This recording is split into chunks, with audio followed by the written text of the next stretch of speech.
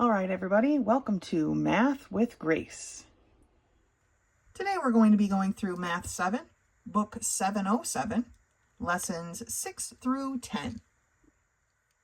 Lesson 6 begins on page 21, and it's titled Polyhedra. A polyhedron is a three-dimensional shape whose faces are all polygons. Remember, the faces are all the flat sides, right? Here are three polyhedron: cube, a rectangular prism, and a pyramid. All right.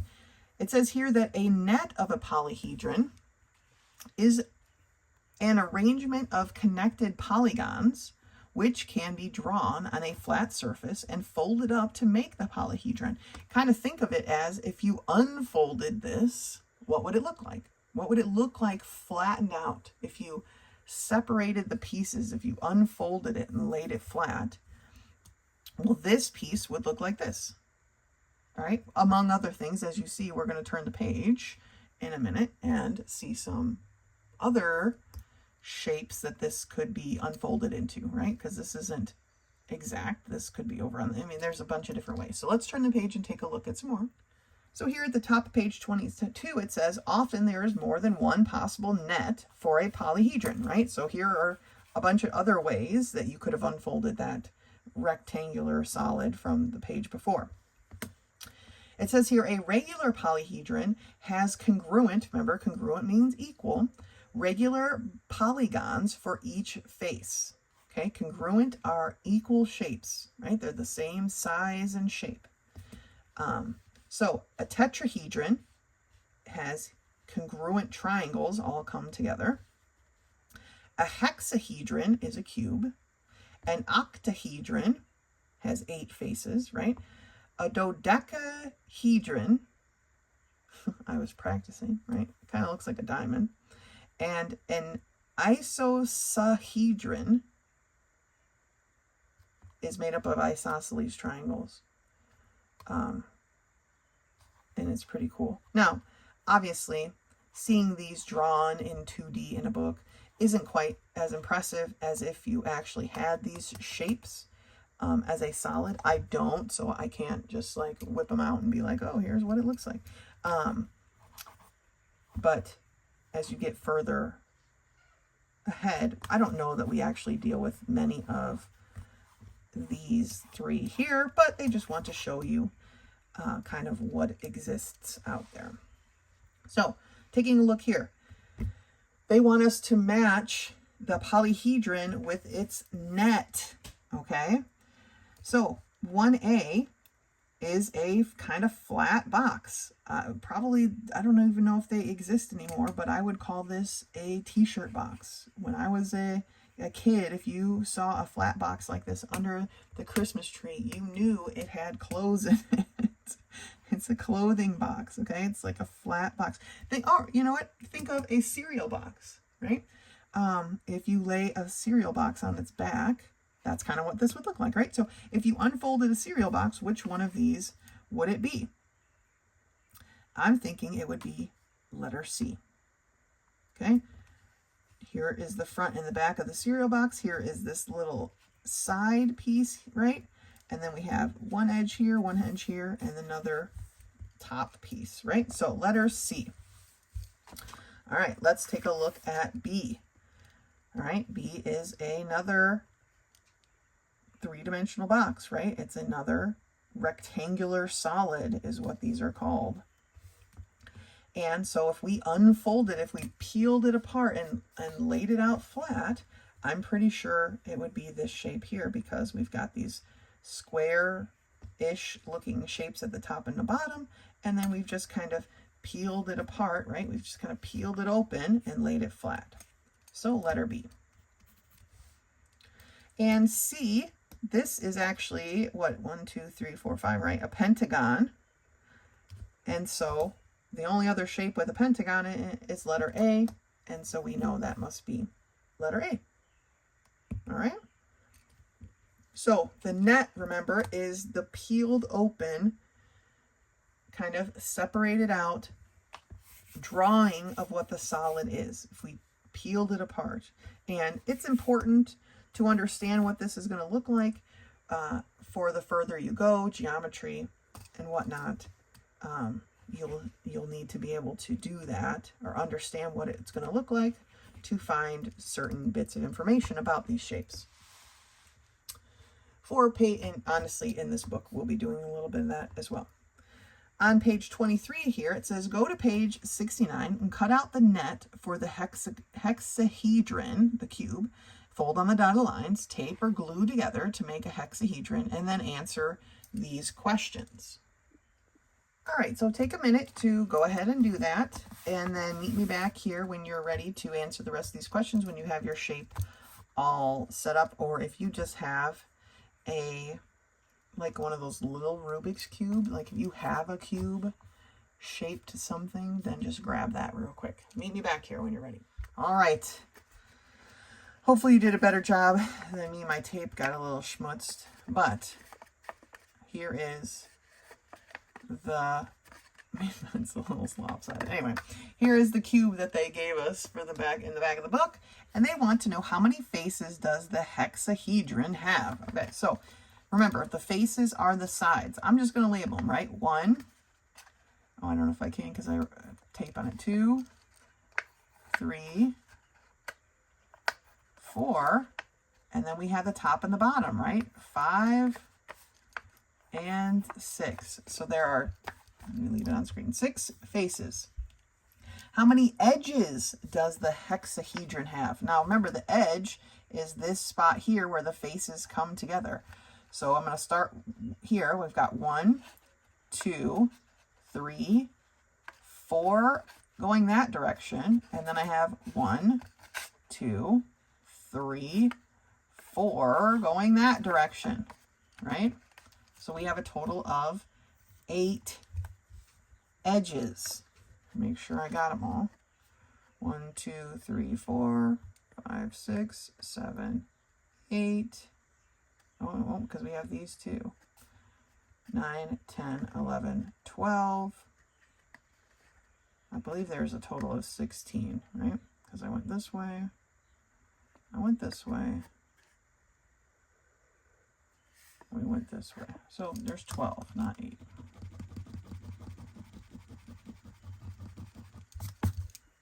Yeah, we got them all. So it's 12. Okay. How many vertices does a hexahedron have? So remember, the vertices are the points. So we have 1, 2, 3, 4, 5, 6, 7, 8 vertices. Okay. So there's our hexahedron. And actually in the back of the book, and I'm sure they're going to be used for other We Remembers or lessons going forward, there's several of these shapes that you can trace out and cut out and create. That's kind of cool. But that's it for lesson 6. Remember, the net is the unfolded piece, right? If we took this and folded it up, but if we unfolded it, right, it was what it looked like in the back of the book on page 69. That's the net of this hexahedron, this cube. All right. And then the faces, we'll just go through these definitions again. The faces are the flat sides. The edges are where the flat sides come together. And the vertices are the points. Okay. All right. That's it for lesson 6. Go ahead and finish the We Remember and meet me back here for lesson 7. Lesson 7 begins on page 26, and it's titled Translating Words into Expressions or Equations.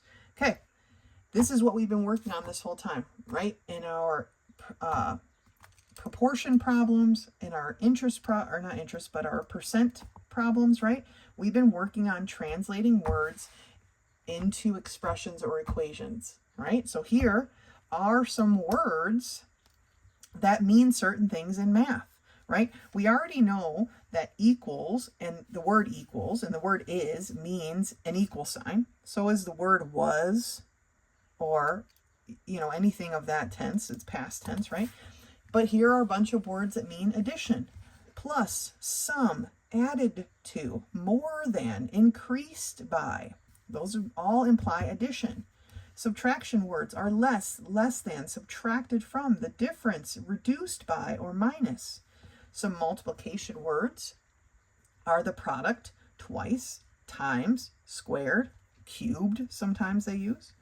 And for division, divided by, divided into, the quotient of, half of, a third of, a quarter of, okay? Those are all division terms. So now they want us to use this new information, and I know I went through it quickly, but it's here for you to review. Let's take a look at the top of page 27 to see how we're doing here. Okay. The difference between a number and 8 is 14. Okay, I like to write what's happening above the words. Okay, the difference between, if we look over here and see in our subtraction, it says difference. So the difference between is a subtraction. Between what? Between a number, a variable, and 8 is 14. Okay, so the difference between a number and 8, a number minus 8, okay, that goes in between them, right? Between is 14. Now, they just want us to translate it. We're not actually solving, so the translation is that n minus 8 equals 14. We don't know the number. That's our variable. So for number 2, it says a certain number, we don't know, is twice, so it's 2 times 13. So a certain number is 2 times 13. Like I said, they don't want us to solve it, so just leave it like that. For number 3, it says half of a number. Remember, the word of means to multiply. So half of a number we don't know equals 23. So 1/2 of a number equals 23. All right, we don't have to use the parentheses here. We can just set the variable right next to the number. But you could keep the parentheses. It's okay either way. So 10 more than. From our list, do we remember what more than, where more than was? You know, look through it real quick and we see that more than means addition. So the number 10, more than a number, is 36. Now, just like number 1, we have to know where to put the plus. It's 10 more than a number. So we want to start with the number and then add the 10. 10 more than a number is 36. And a lot of times when we're doing these difference ones, obviously adding doesn't make that big of a difference, but when we're doing our subtracting, that's the hardest for people to figure out what is being subtracted from what. I wish they were doing more of those here, but we will continue to work on them as we go. For the next one, 14 less than a number is 20. Okay, so less than is here in the subtraction. So this is what I'm talking about, okay? So 14 less than a number is 20. Now, this is not 14 minus n equals 20 because it's 14 less than a number. So we're starting with the number and then subtracting 14, and that is equal to 20. This is what I'm talking about when I was just saying people have a hard time putting this minus in the right place. This sentence is not read as it is written, all right? Sometimes when we're using words like less than or more than or difference between, right? This wasn't minus n 8 equals 14, right? We had to put the minus in the right place. And the same thing happens here. It's 14 less than a number. So we're starting with a number and taking 14 less than that. We started with a number here and then added 10, more than. This is less than. The less than and the more thans always come after something, okay? And in this case, it's just number. All right, these are the trickiest ones, this number 5. This is the one people struggle with the most. 8 squared equals 64. Okay, so here's an 8, and this is to the power of 2, right? Equals 64. So 8 squared equals 64. All right, so this is what we've been working on. Good job. We were ready for this lesson, right? We've been working up for it. So it says translate into an equation, then solve and check. The first one is done for you. Okay, so let's not even bother with it right now. 8 plus 9 plus a number is 21.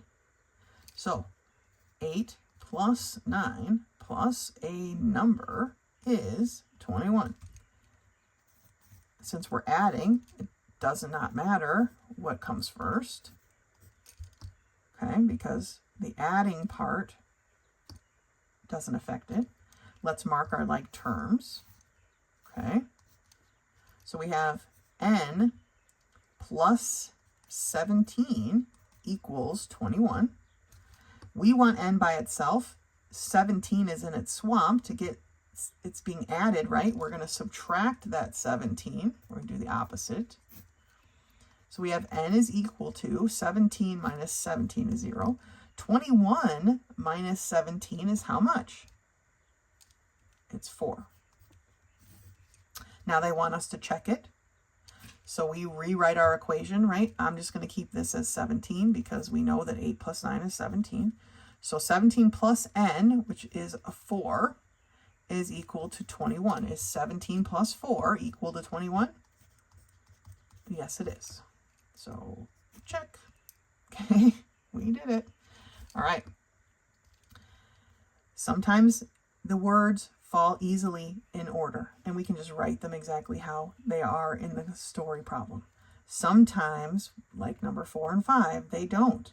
Like number 1, we have to determine where that sign actually belongs. All right? So, write out what everything is equal to, but then make sure we're putting things in the right order. Because 14 minus n is way different than n minus 14. All right? Okay. Review these words. Okay? I'm not saying to memorize them, but review them so you have an idea of what's happening. Okay? Go ahead and finish the We Remember and meet me back here when you're ready for Lesson 8. Lesson 8 begins on page 31, and it's titled Finding the Percent of Increase or Decrease. And the first part is the percent of an increase. The second part is the percent of a decrease, but they have the same process. And I've highlighted it here. We're going to place the difference over the original. So let's take a look at what that means. Last year, Plains Christian School had 50 students. This year, 55 students are enrolled. What is the percent of increase in the number of students?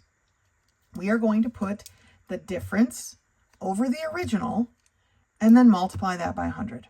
Okay? So the difference is the difference between the two numbers that were given. Okay? And that is basically 55 minus 50. So the difference is 5. Putting the difference over the original tells me I'm putting the 5 over the first number that they gave us, which was 50. And then I'm going to times that by 100. Okay? So 5 divided by 50 times 100 is a 10% increase. Right? Increase 10%. Now looking at the decrease, because the process is the same. The price of gasoline went from $2.70, that's my original, to $2.30 per gallon. What is the percent of decrease in the price? What is the difference between these two? Always take the biggest minus the smallest, just like we did here, right? We took the biggest number minus the smallest. Doesn't matter which is which. When we subtract them, we get 40 cents. 40 cents over the original, so 40 cents over 270 cents, right? They took the decimal places out to make it easier. $2.70 is 270 cents, right? 40 cents over 270 cents times 100, right? The way they set it up is kind of strange, but that's okay. 40 divided by 270 times 100 tells us it's approximately, because they rounded, 15% decrease, right? Because the price went down. It didn't go up this time, it went down. So it's a 15% decrease. The whole point is we put the difference over the original number and times it by 100. All right, so let's turn the page and do some of these. Here we are at the top of page 32. It says, there had been 60 people living in the village. Now there are only 50. The population of the village decreased by what? Well, 60 minus 50 is a 10% difference. And remember, we want difference over the original times 100, okay? So the difference is 10 divided by the original, which was the first number they gave us, of 60 times 100. Grabbing our calculator, we have 10 divided by 60 times 100 equals 16.6 repeating. The instructions say find the percent to the nearest percent, nearest whole percent. So I'm rounding this 6 based on a 6. Because my decimal 6 is larger than a 5, it's going to bump my 6 up to a 17% decrease. Okay? Looking at number 2. The price had been $20. That's my original. But it went up to $22. The price increased by how much? Well, let's find the difference. So 22 minus 20 equals a $2 difference. And our formula is difference over original times 100. So 2 over 20 times 100. Okay? So 2 divided by 20 times 100 equals 10. 10%. Now we don't have to round anything because 10 is already a whole number, okay? For number 3, there had been 100 participants, that's my original, in the study. But in the first year, 20 of them died. Oh my gosh, what are they participating in? The number of participants fell by what percentage? Well, technically, they're not asking me, they didn't say percent. That fell by 20, but let's do the percentage, right? So 100 minus 20 equals 80. So we take the difference, all right?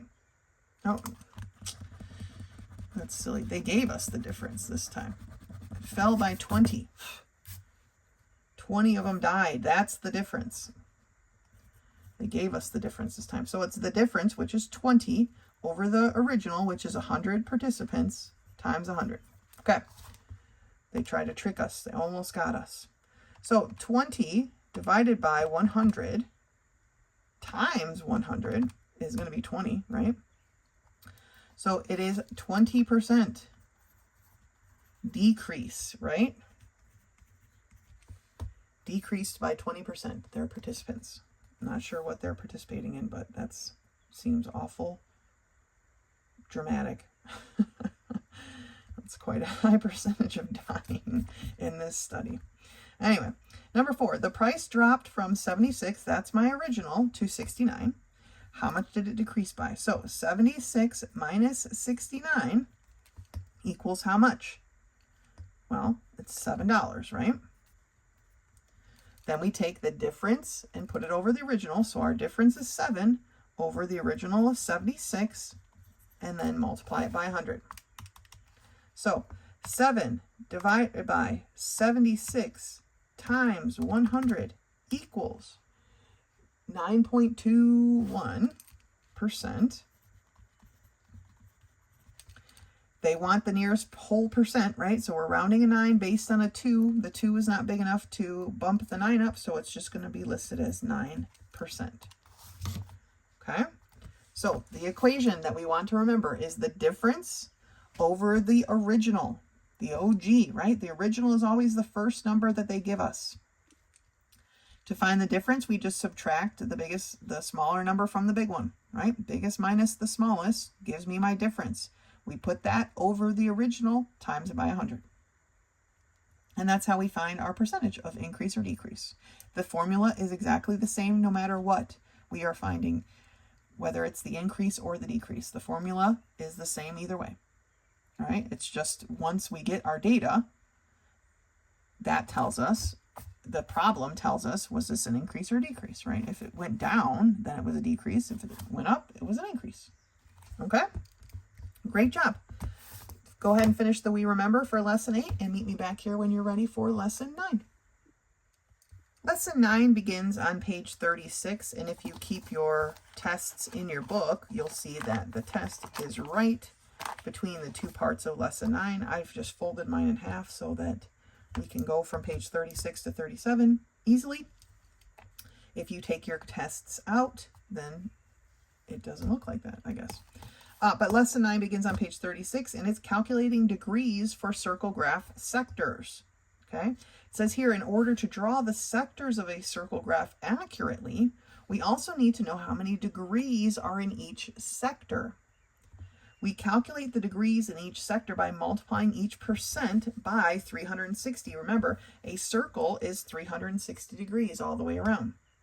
So to figure out, if we know that our medications, preparing medications, takes 9% of our time, by multiplying that by 360, we can figure out the amount of our pie chart, our circle graph, that it takes up, okay?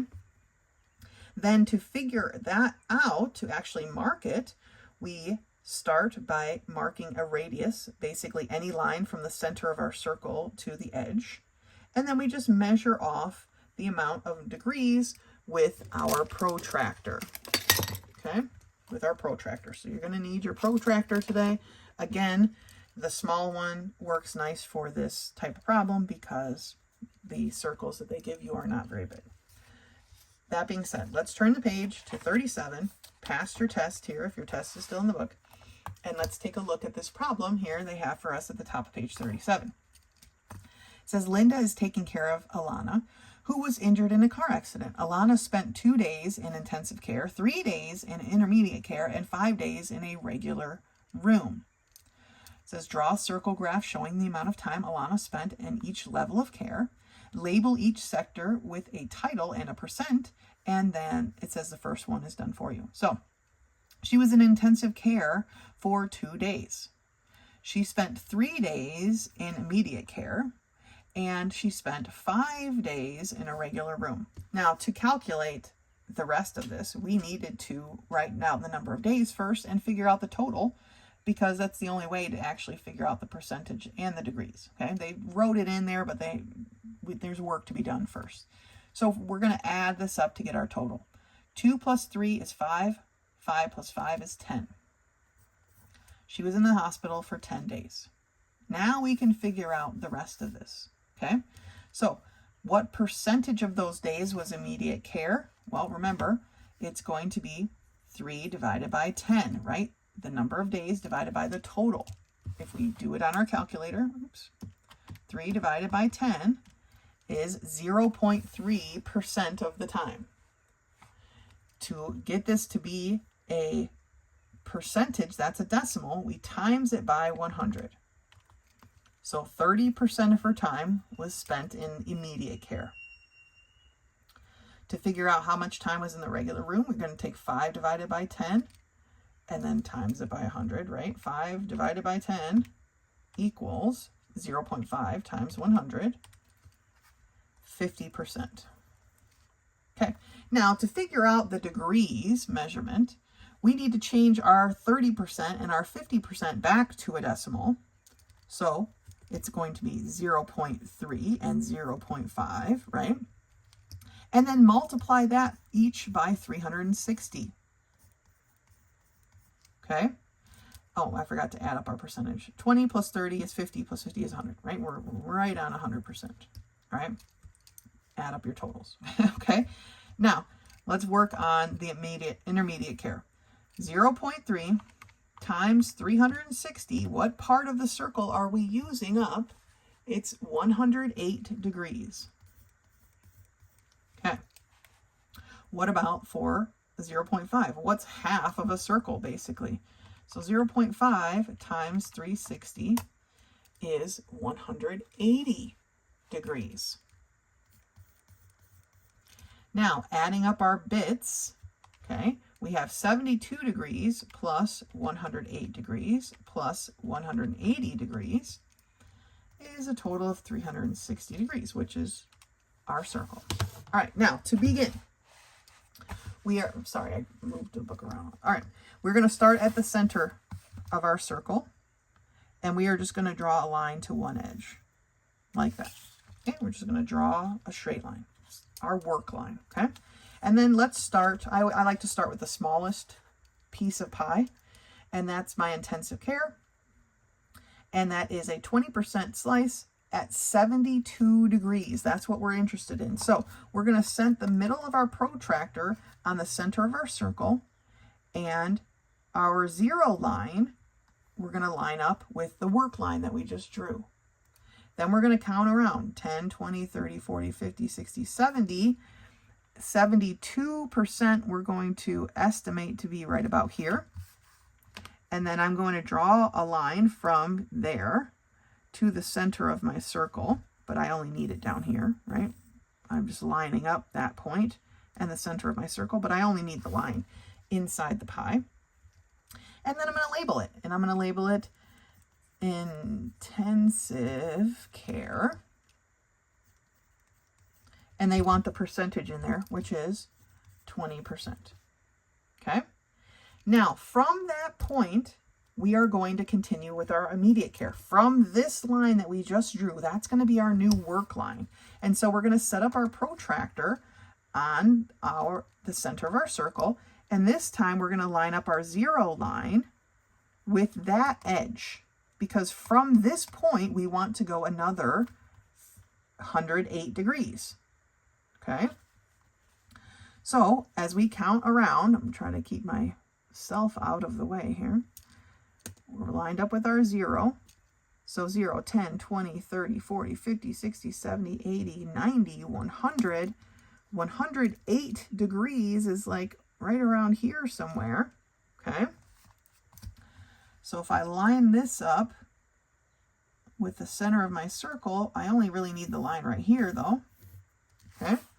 It should look like that, because 20% and 30% is half of my circle. That makes sense that it should look like that. This is the intermediate care, and it was 30% of her time. All right?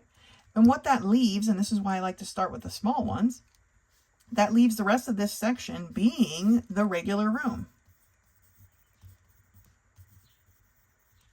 And at a 50% of her time. Okay? When we start with the small one, usually the last chunk is the last thing. Always the last chunk is the last thing. It should be, right, if we did it correctly. But we are just going to use our protractor, and we're just going to keep circling it around, right, until we are done. Now, this only had 3 pieces, and so here are the 3 pieces of our pie. But some charts have 5 or 6 pieces, okay? We label each sector, and they wanted the percentage. They wanted a title and a percent, and so that's what we gave them. All right, our numbers, our totals added up good, and so we've done a good job. There's our circle. Circle graph is what they call it, right? Pie chart, circle graph. They mean about the same thing. Maybe circle graph is more professional. I don't know. But that's it for lesson 9. Go ahead and finish the We Remember. You'll be ready for your quiz 2, which is in the back of the book. If you have any questions, don't hesitate to contact me. Otherwise, until next time.